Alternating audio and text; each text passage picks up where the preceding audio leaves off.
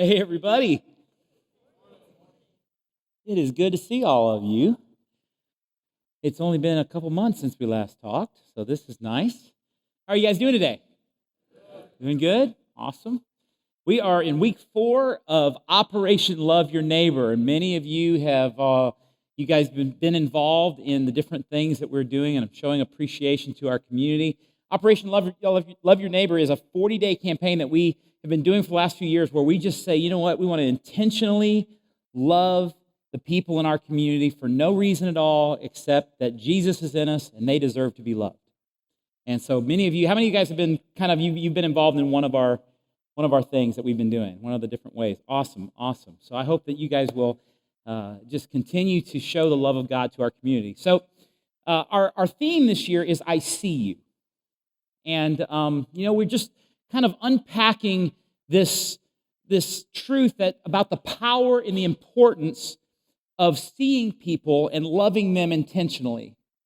And so the last few weeks, Mike has been talking about the type of people that Jesus loved, and it's been great, hasn't it? It's been really good. But today I want to talk to you, I want to take a little different angle on it. I want to talk about the way that Jesus saw people. Because, there was something different about the way that Jesus saw people. And it was powerful. Because when Jesus saw people, he saw something in them. And what he saw affected the way that he loved them and the way they felt loved by him. So that's what we're going to talk about today. So here's kind of the roadmap of where we're going. First, we're going to start with an embarrassing story. Then we're going to talk about logs and specks. And then we're going to talk about the power of noticing. And then the Hebrew word kavod. And then we're going to talk about refraction. Everybody say refraction. It is a word. And we're going to talk about it. And then we're going to close it up talking about moving from separateness into oneness. You ready to go? This is going to be a Smokey and the Bandit kind of message because we have a long way to go and a short time to get there, okay? All right, so first of all, embarrassing story. All right, so it was January of 1994. I had been married for about 14 days, and my wife and I, we had our first huge argument. How many of you guys remember, married couples out there, remember your first big argument? Remember? Some of you can't remember, I understand. You're just getting older. Was it about something stupid? Anybody? Anybody else? Good. Okay, because you're in good company. Well, I was 21. She was 23, and I think we have a picture. There we are. Look at the jeans. My daughter, my 15-year-old daughter, just bought jeans that look almost just like that. I love it. So to provide a little bit of context, I was raised as an only child in a home with parents from the Leave It to Beaver generation. You guys know the Leave It to Beaver? If you're younger, you may not know what Leave It to Beaver is. Does everybody know what Leave It to Beaver is? Okay, all right. So I don't have enough time to tell you. But anyway, here's what it meant for me, okay? It meant that there was this magical thing that happened every day at my house. That I would get ready in the morning, and I would come back, and everything was back to normal. And everything was in its place. Here's what it meant. It meant that when I was looking for socks, for instance, all right? When I looked for socks, there was never a basket of socks. Never. There was never a drawer that just had a bunch of socks thrown in it. What it meant was the socks were put together, and then put in the drawer, and it was a line of socks that were put together. Yes. I've been to counseling. Okay. My T-shirts and my underwear folded neatly in the drawer every day. It was like magic. It was amazing. It was so wonderful. And this was my worldview, my understanding of the way things are, right? Now, my wife, on the other hand, she was raised in her early formative years by a single mom in her 20s in the 1970s Hmm. You see where this is going? She worked 3 jobs to provide for her 3 children. So that provided a culture where Rhonda and her 2 older siblings were very independent and very self-sufficient, right? Do you see where this is going? Yes. These 2 worldviews were about to collide, right? So in those days, I don't know what was going on, 24 years ago with premarital counseling. It's like we woke up and realized, we probably ought to give some help to these young people. But back then, it was kind of like what we were told was, look, just love each other and don't go to bed mad. That was pretty much the extent of our premarital counseling. So about 2 weeks in, we were getting ready one morning, and there was a basket of clothes that had been cleaned, been washed, and it was sitting on the ground and had been there for a couple days. So I'm getting ready. She's getting ready for work. I'm getting ready to go to school. And I was going to Bible college at the time, and we still wore ties and all that stuff, And so I need a nice iron shirt. And so I was like, when are you going to pick up these clothes and iron them and hang them up?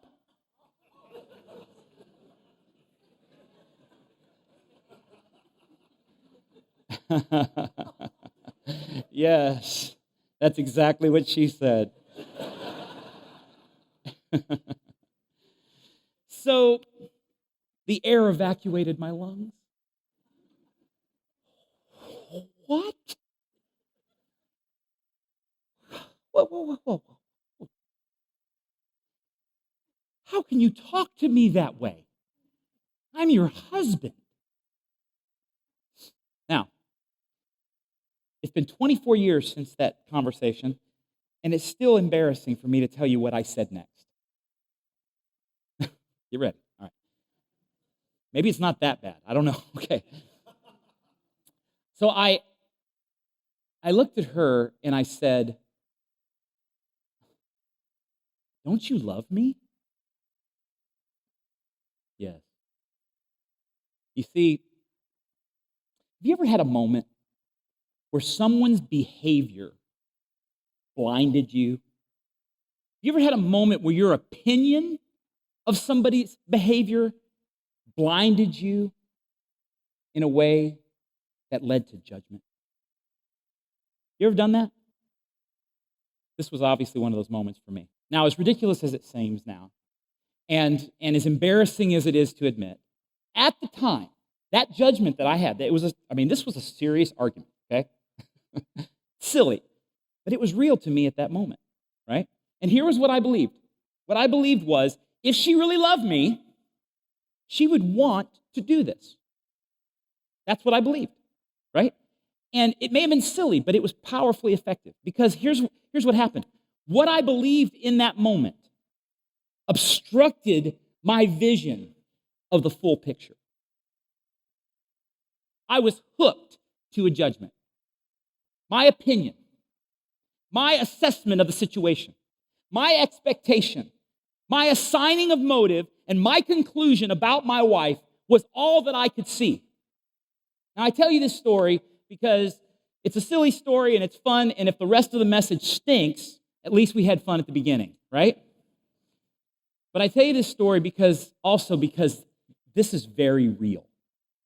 Because versions of this type of reductionary judgment, they happen and they play out in our lives all the time. Sometimes they're silly, sometimes they're not so silly, but it's always powerful. It always robs us of the truth. We all have times when we observe an action, we observe an inaction, a trait, a character flaw, and we make a judgment.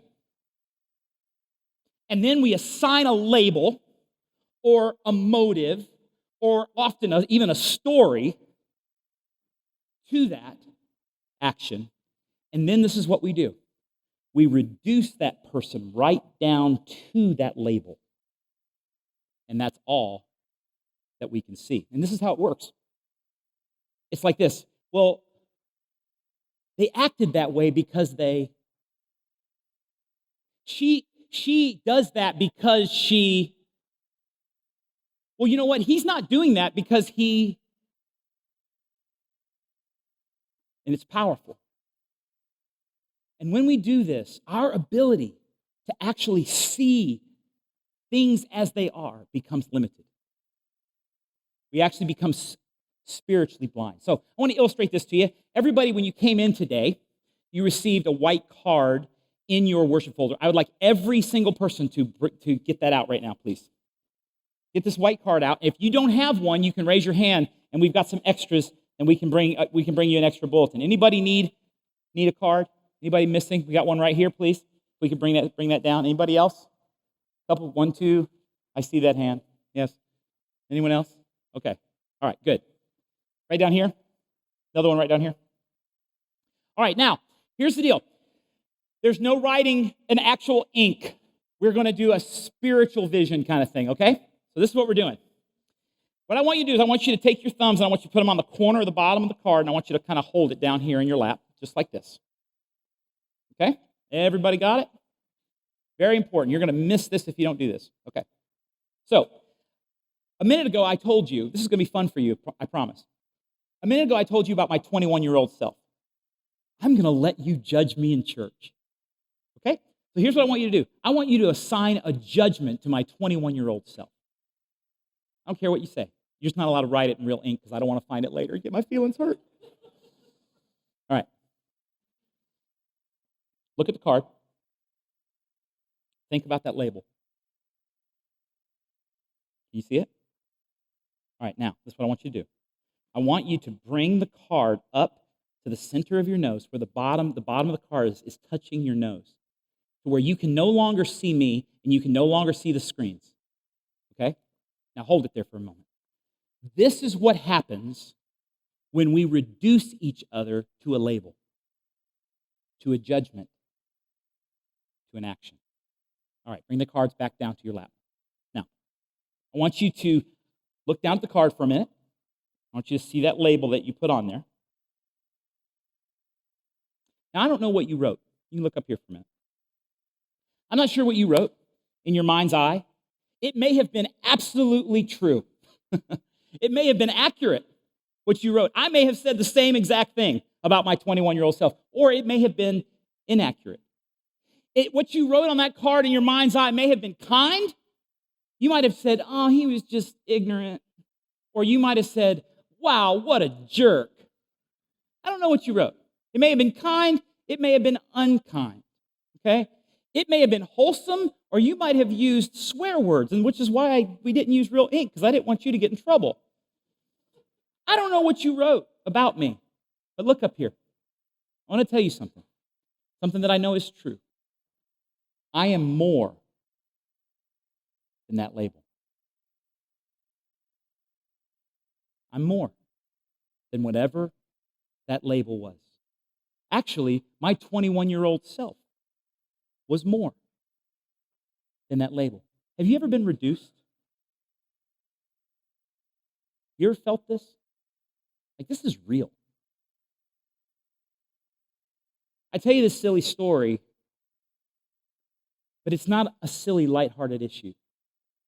Because so much of our time, so much of our life gets hijacked by this kind of reductionary thinking. And we miss so much when we do it. When we do this to each other, to other people in the world, when we even do this to ourselves, our ability to see the actual truth of the way things are changes. It becomes obstructed.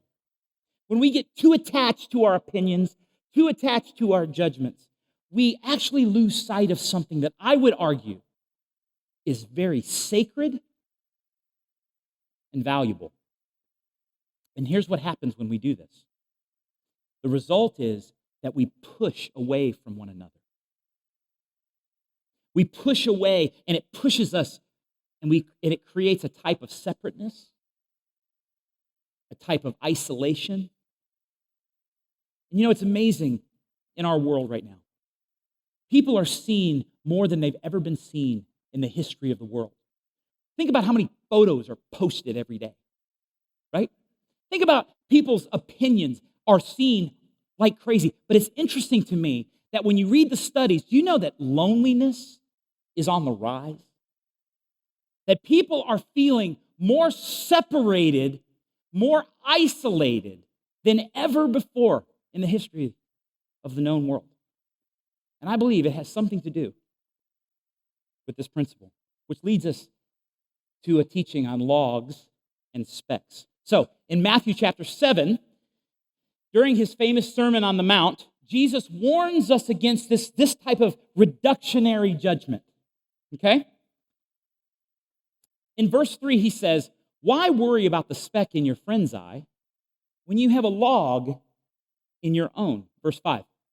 "First, get rid of the log in your own eye, and then you will see well enough to deal with the speck in your friend's eye."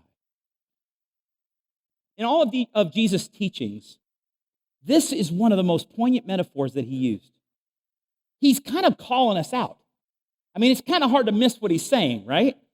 He's saying, listen, I want you to take responsibility for the way you see each other. That's what he's saying directly to us. Take responsibility for the way that you see and you look at each other. Certainly, this was his ethic. Just think about the people that Jesus interacted with. Think about the woman that was caught in adultery. Think about the 4-time divorced Samaritan woman at the well, or the tax collectors, or the sinners that Jesus ate with. You see, when Jesus saw people, it wasn't that he didn't see their specks. He certainly saw their sins. He certainly saw the problems that they had in their life. But when Jesus saw people, he saw something else. He saw something in them. And what he saw affected the way that he loved them and the way that they felt loved by him. So what was it? What was this mysterious reality that Jesus saw in people that actually caused people to be drawn to him and not pushed away? We're going to talk about that in just a moment. But first, a bit about the power of noticing. So I shared with you the last time I spoke that for the last about 10 years or so, God has been kind of waking me up and teaching me to a new way of being in the world. That he's been slowing me down, specifically in the last 5 years, really teaching me to slow down and be quiet, be more present to life, more present to my family and the people that I'm around. And it's something powerful has happened in this process. God has been teaching me to respect the glory in creation. Now, here's what I mean by that. To respect actually is an interesting word in our language. It means, the word respect is which means again. Spect means, it's like spectacles or spectator. It's from the Latin word spacere. It means to see. So to respect something or someone means to just see it again. To see it again. When my kids are like, when they forget to do their chores, I say, guys, you're not respecting me, because when I'm not there, you're not seeing me. You're not seeing the expectation. So it means to see again. Well, what God's been doing in me is teaching me to notice something around me. And you know, something happens when you slow down. Anybody ever, I don't know if you've ever noticed this. When you slow down, you start to see things that were hidden to you when you were going really fast. And this has been happening for me. So I've been doing this little practice. And it's kind of a quirky little practice, but it works for me. So this is what I do.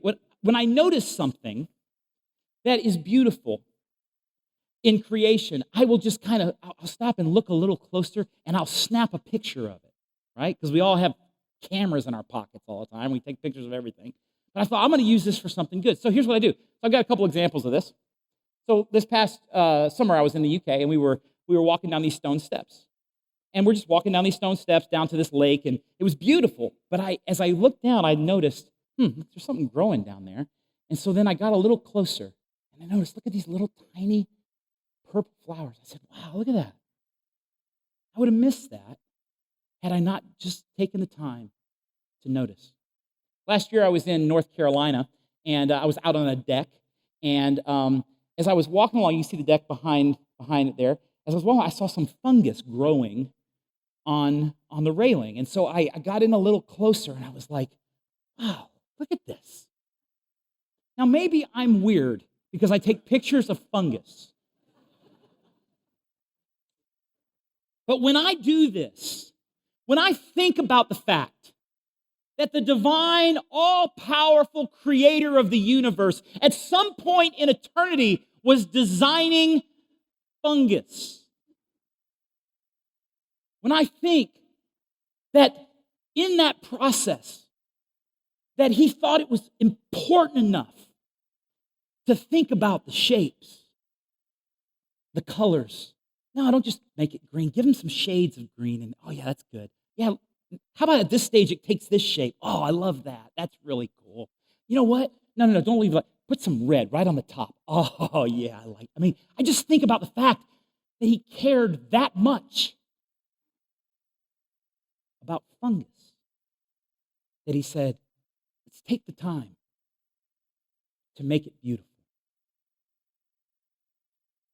It does something to me. It causes me something to change, something to rise up. Gratitude rises up in me. Many of you experience the same thing when you're out in nature. I love it when I talk to hunters who are out there, they're shooting Bambi, right?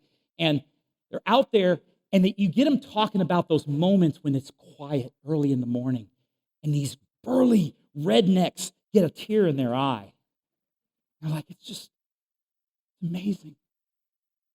Because when we notice, something rises up in us, and we get a picture of something very sacred and very wonderful. Now, the Hebrew Scriptures has a name for what we're talking about,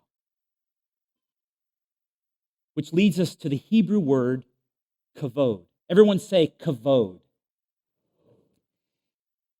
Kavod in English is translated glory.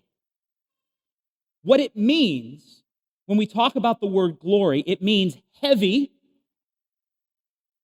or having weight and worth. Everyone say worth. Did you know that God has been deeply generous when it comes to pouring worth into creation? Did you know that? And that includes you. David was the shepherd king. He was the king that when he was younger was a shepherd boy, and he was out in the fields often with his sheep, and probably hundreds, maybe thousands of evenings he was looking up into the heavens. And he writes about it in Psalm 3. He says, when I look at the night sky and I see the work of your fingers, the moon and the stars that you have set in place, what are mere mortals that you should think about them? Human beings that you should even care about them. But look what he says next. Yet you made them only a little lower than God, and you crowned them with glory, with kavod, with worth and honor. You see what David is seeing?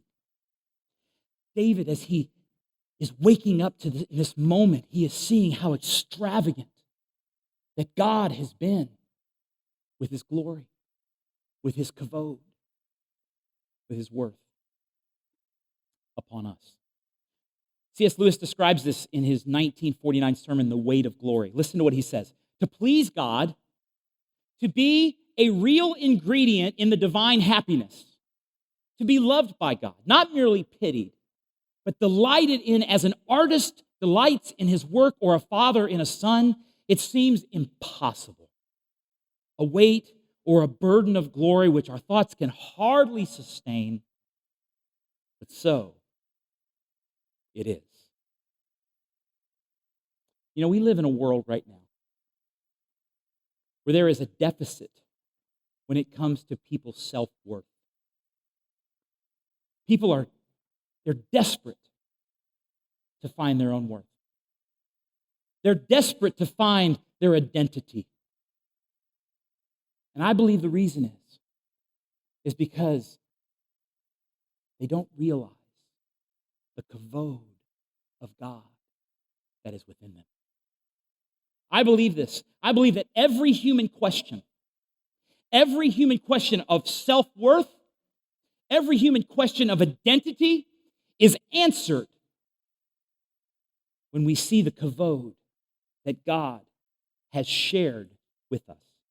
You know, John the Apostle, John was one of Jesus' disciples, and he wrote an account about Jesus, and it's known as the Gospel of John. It's in the Bible.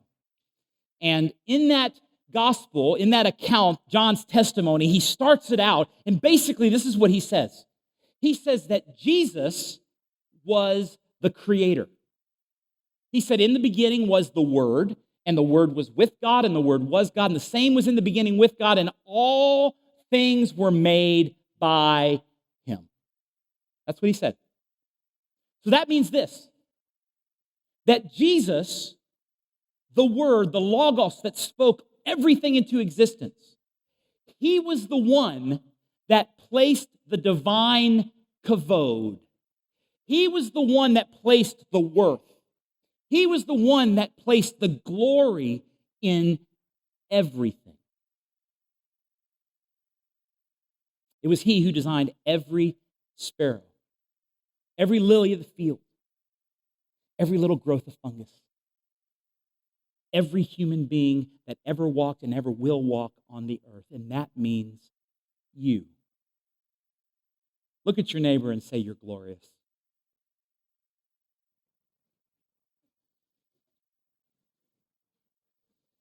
Guys, it really works with your wives. I wonder if this is the reason. I wonder if this is what Jesus saw. I wonder when the world had deemed people untouchable, ceremonially unclean. I wonder if this is the reason when he looked at them, he touched them and he healed them. Because he saw worth. He saw the kavod. I wonder when Jesus ate with sinners, people that religion and society had said, and you don't. See, in those days, labels were contagious. Because if you would go around people with labels, now you were labeled. And Jesus didn't seem to care. He would hang out with sinners. He would hang out with people that the world was saying, no, don't do that. Don't do that. Don't go there. Oh, no. Jesus was like, yep. And he hung out with them. In fact, they were drawn to him. And he gave them dignity and respect. I wonder if the reason for this was because Jesus saw something. He saw the reflection.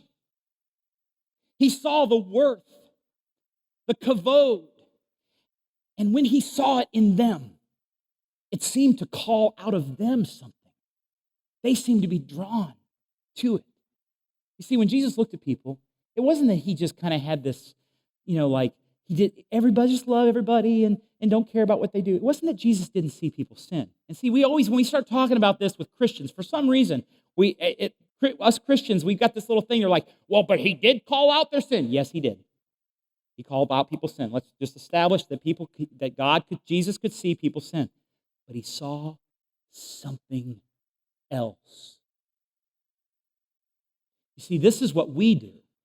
What we do is we see people sin and we go, shoot. That's what we do. Jesus didn't do that. He put it in the perspective and he saw something else, because when Jesus saw people, he saw something in them. And what he saw affected the way that he loved them and the way that they felt loved by him. The other morning I was getting ready for this message, and my wife, she watches this cute little girl named Calla.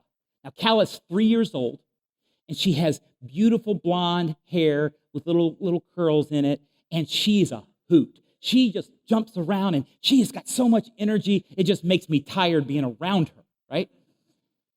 But I was there, and I was actually, it was in the morning, and I was talking to my wife. I was working out some of these concepts, and I had just started thinking about this reflection of glory, and I was just excited about it. And I was talking with her about it, and Calla kept interrupting us like 40 times. Hey, Mr. Dean, Mr. Dean. And I'm like, yes, sweetheart. It's just over and over and over. I don't know why I was trying to do this but anyway. So Calla did not care about me preparing for my message. We can just say that, okay? What Calla cared about was two things. This little game that she plays called Dinosaur Stomp, a game she made up. And this is how it works. She goes, can we play Dinosaur Stomp? And she goes, boom. And our whole house shakes. And our hutch, the plates go, and I'm just like, we try to discourage her from playing Dinosaur Stomp. But she loves that game. She also likes another game called Frozen. Let's play Frozen. Okay, now how many of y'all have seen the movie Frozen? Awesome. Listen, if you haven't seen the movie Frozen, it's a cartoon. It's for little kids, and it's awesome. It is so good. I just love Frozen. Okay, so anyway, and I'm a guy. All right, so there's more to me. I'm sorry. Okay. So what she does is she walks up to me, and she thinks she is Elsa from Frozen. So she walks up to me and she puts her hands on my arm and she goes, and what that means is I have to freeze until she touches me again. So she's doing this, right? And I'm trying to prepare for my message. I'm trying to do something spiritual. So I'm talking to my wife and I'm saying, hey, I think this is so cool. It's like it's a reflection. This glory thing, this worth thing. It's like when we look at God, there's worth flowing, and worth is flowing this way. And then when we look at each other, He wants us to see worth. And we're talking about this, and she hears me say reflection. So I was sitting in a chair, and there's this mirror sitting right on the floor, right next to my chair. And Calla, as she hears me say the word reflection, she walks up to the mirror, and she stands there. And she says, Mr. Dean, look, my reflection. And I thought, oh, that's really cute, really neat, And it was like the Holy Spirit said, hey, pay attention. And then she did this. She jumped out in front of it.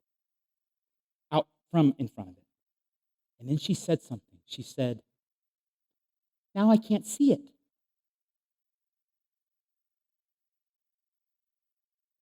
Look, my reflection. Now I can't see it. And I had a moment.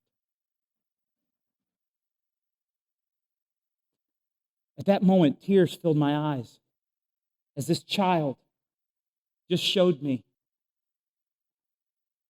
the way glory works. Because it's funny, I looked at my wife and I looked at her, tears in my eyes. She goes, you're going to use that as an illustration, aren't you? I said, you better believe it. Because when we lose sight of the sacred worth in someone else, here's what happens. We actually lose sight in a mysterious way of our own worth. And we experience a loss of something in us. But, listen, when our eyes are open, when we actually are able to see, something happens, something is activated in us, and it leads us right into what Jesus said this whole thing is all about. They asked Jesus, they kept asking him, because this was a Jewish context, and they cared so much about the Jewish laws. There was like 618 or something different, 13, I can't remember exactly, different laws, and they kept saying, Jesus, what's the greatest commandment? What is the greatest commandment? And he said, this is what he said. He said, love the Lord your God. Love the Lord your God with all of your soul, all of your heart, all of your mind. And love your neighbor as yourself.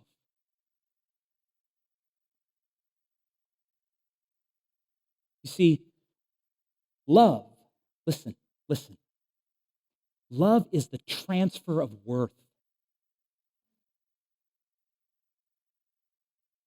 That's what it is. It's the transfer of worth. When we lose sight of the worth in people, when we lose sight, when we reduce people, we lose sight. Love, the ability to love, is stalled. We don't want to love people when we judge them. The last thing I want to do is make that person feel worthy when I'm judging them. And that's more about us than it is them.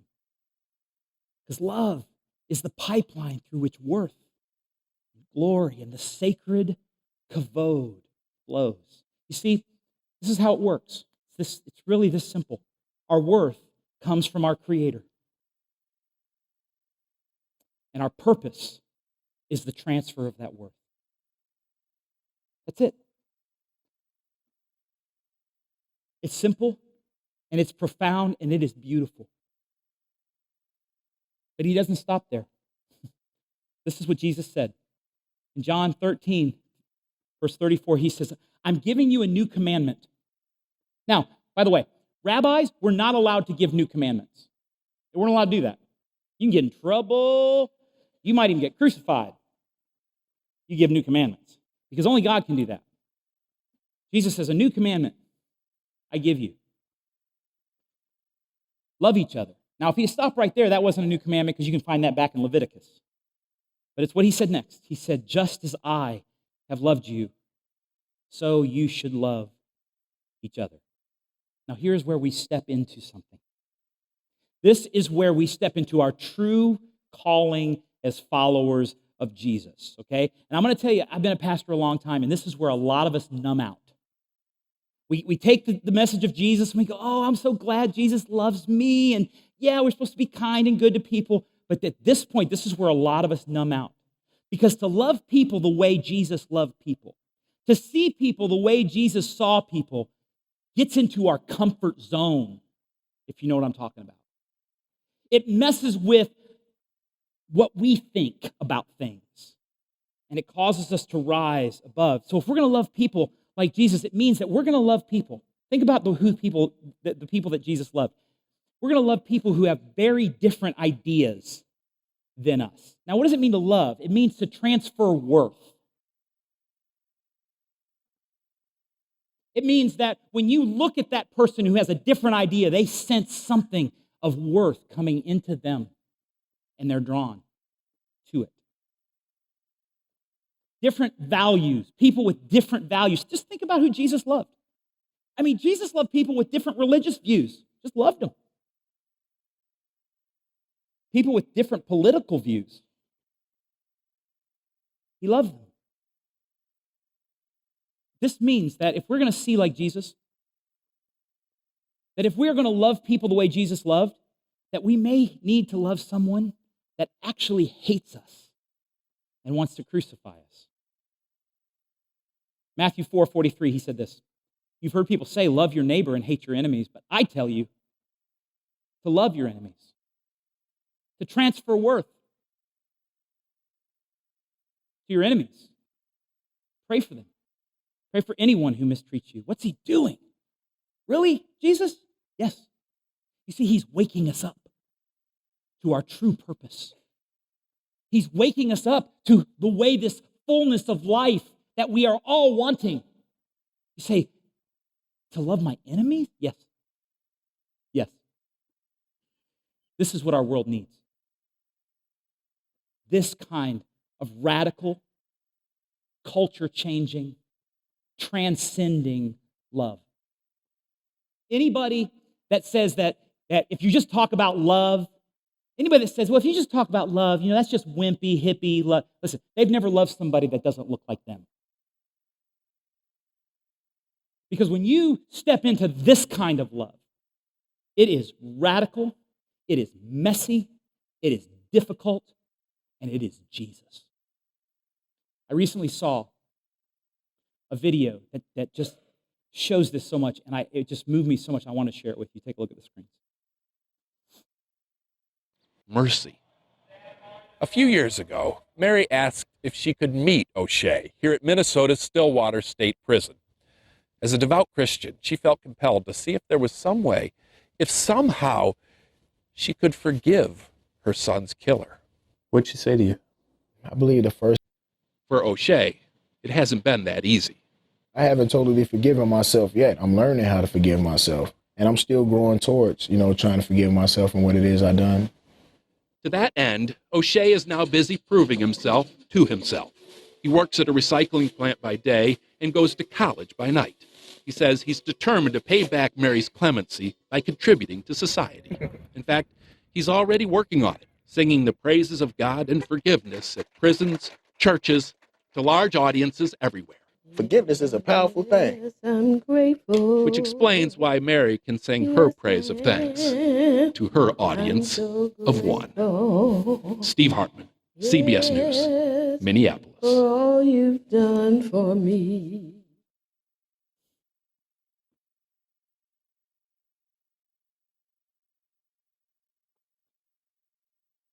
He's an animal.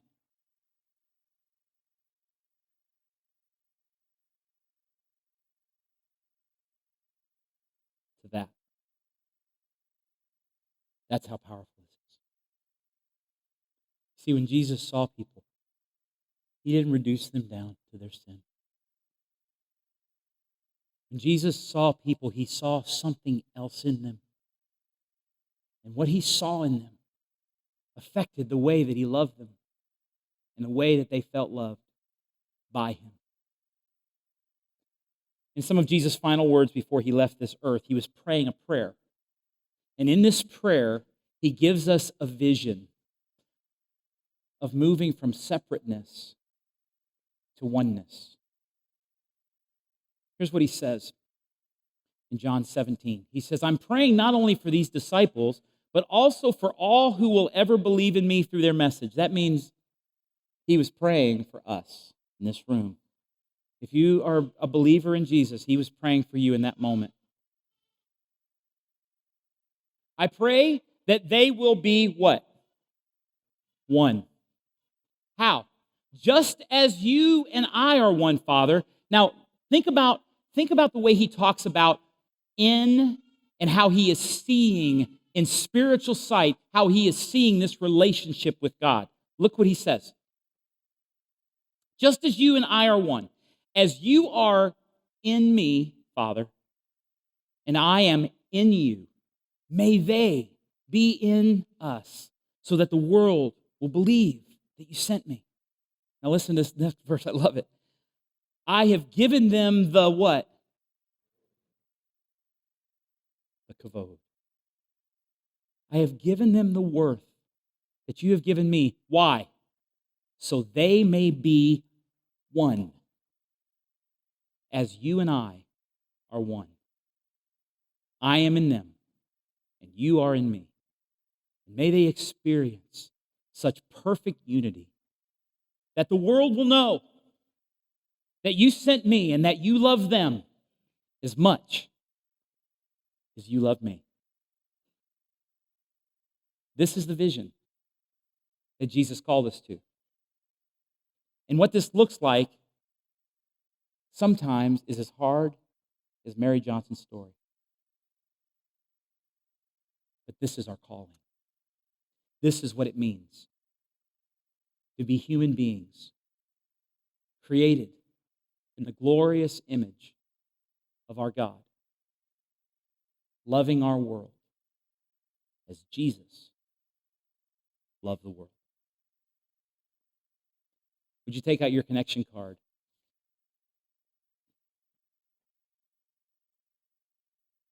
On the back of the connection card is the next step, and we do this all the time. This is a sacred moment. We really believe that this is an important moment for us to listen, to hear what God is saying to us today. So the first one is I've decided to follow Jesus for the first time. And I want to even just say, if maybe you just have some questions, maybe you haven't even made that decision, you just have some questions, and you would like to talk to somebody. We're not going to put the guilt gotcha on you. We're not going to do that. We're not going to pressure you or anything, but we would love to just talk to you if you have questions about what does it mean to have a relationship with God. If you check that box and you give us a way to contact you, we'll be glad to give you a call and just talk with you this week. The second thing is this. This week, I will practice respecting the sacred kavod in, and then I left it blank. I don't know who it is that God brought to your mind. It may be a people, it may be a person, it may be a group of people. I don't know, but you do. And you've been missing the worth in these people, or this person. Would you take a minute and respond to God and fill out your card?